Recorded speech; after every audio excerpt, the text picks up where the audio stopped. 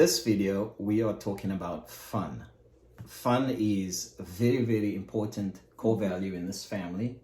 We love having fun. Fun keeps you in your heart, keeps you in your body and out of your head when you're not supposed to be in your head. And we love the nourishment and the refreshment that comes from just having fun, being childlike, spontaneity. But essentially fun starts with enjoying yourself, I would say. That's good. Life should be So fun. true. You should be enjoying yourself so that you can enjoy yourself, because sometimes we can chase for the thrill or for fun, but we don't enjoy ourselves. We can't be by ourselves. True. And so we want to talk about this tension and this balance of both.